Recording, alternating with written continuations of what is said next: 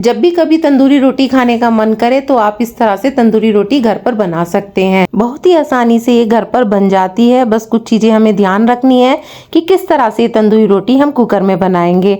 तवे पर तो हम बनाते ही रहते हैं, तो आज मैंने सोचा कि मैं कुकर में बनाऊं। इस रेसिपी को आप लास्ट तक देखना, तभी आपको पता चलेगा कि ये तंदूरी रोटी मैंने किस तरह से बनाई है। वीडियो पसंद आएगी तो लाइक शेयर कमेंट जरूर करना, और जिन्होंने चैनल को सब्सक्राइब नहीं किया तो प्लीज चैनल को भी सब्सक्राइब कर लेना। तो यहाँ पर मैंने एक कटोरी ये देखिए मैदा ली है और एक कटोरी ही मैंने आटा लिया है। आप खाली आटे से भी बना सकते हैं या खाली मैदा से भी बना सकते हैं। और यहाँ पर मैंने 1 चम्मच चीनी ली है और आधा चम्मच नमक लिया है और 2 चम्मच मैंने दही ली है।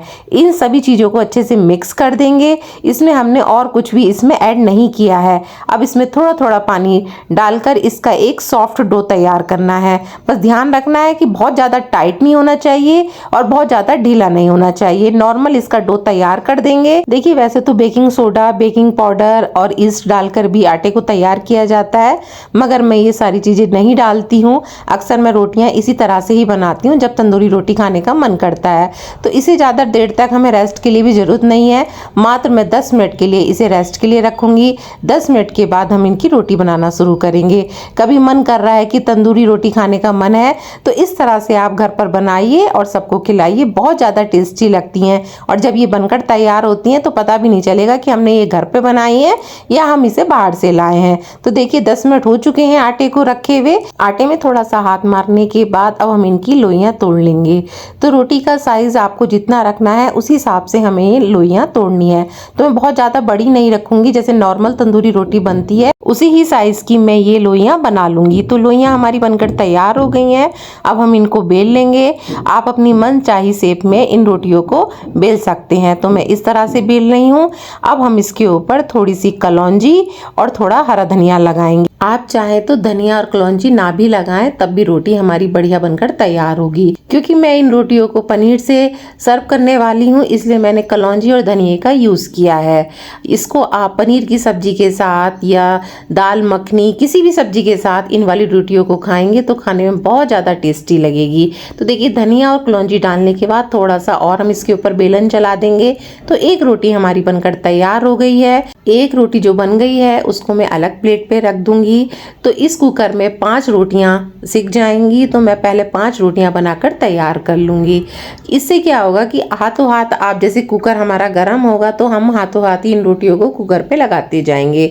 तो इस तरह से हमारी रोटियां जो है वो फटाफट से बनकर तैयार हो जाएंगी। तो देखिए दूसरी रोटी भी मैंने तैयार कर ली है। इसी तरह से हम 5 रोटी पहले बना लेंगे। ये वाली रोटी भी हमने तैयार कर ली है। इसी तरह से हम पहले 5 रोटी बना लेंगे। तो 2 रोटी हमारी बन गई हैं, बाकी 3 भी बना लेती हूँ मैं।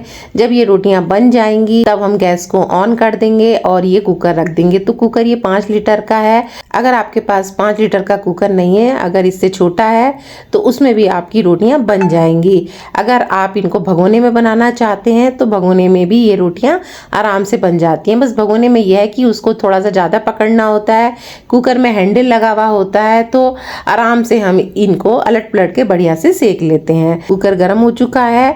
अब हम जिस जगह हमने धनिया और कलौंजी लगाया है उससे दूसरी जगह पर हम पानी लगा देंगे और पानी लगा के इसको इस तरह से चिपका देंगे। तो पानी सही से लगाना है जिससे हमारी रोटी बढ़िया से चिपक जाए। तो इसी तरह से हम दूसरी रोटी पे भी पानी लगाएंगे और इसको भी इसी तरह से चिपका देंगे।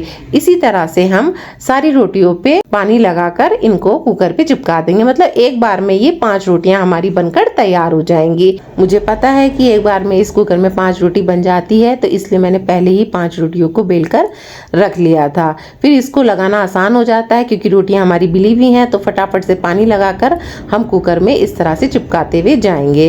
तो एक बार में हमारी 5 रोटी बनकर तैयार हो जाएंगी। जब रोटियों को हम इस तरह से चिपका देंगे, चिपकाने के बाद थोड़ी देर इसी तरह से सेक लेंगे। उसके बाद 2-3 मिनट के बाद इनको अलट पलट के सही से सेक लेंगे। मतलब बढ़िया से ये सिक जानी चाहिए। तो जो गैस की आंच है वो रोटियों पे इस तरह से पड़नी चाहिए कि रोटी हमारी फटाफट से सिक जाए। तो 7-8 मिनट लगते हैं एक बैच बनाने में। तो 5 रोटियां बनाने में मुझे 7-8 मिनट लगे। एकदम से ये रोटी बनकर तैयार हो जाती है।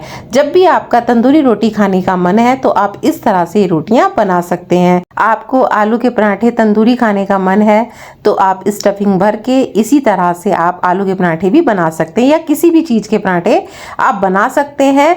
स्टफिंग वाले खाने में बहुत ज़्यादा टेस्टी लगते हैं और फटाफट से बन भी जाते हैं। रोटियां हमारी बन गई हैं, अब इनको हम इस तरह से निकाल लेंगे। तो आराम से निकालना है। ये देखिए एक रोटी आराम से निकल गई है। ये देखिए दोनों तरफ से कितनी बढ़िया से ये हमारी सिक चुकी है। तो इसी तरह से हम सारी रोटियों को निकाल लेंगे। गरम गरम रोटियों पर ही आप देसी घी या बटर लगाएं, इससे बढ़िया रोटियां हमारी बनती हैं। और यहाँ पर मैं देसी घी लगा रही हूँ, मैं बटर नहीं लगा रही हूँ। तो मैंने देसी घी लगाया है। रोटियां हमारी तंदूरी बनकर तैयार हैं। आप इसे किसी भी सब्जी किसी भी दाल के साथ खा सकते हैं। मैंने पनीर मसाला बनाया है तो उसके साथ ही ये सर्व करूँगी।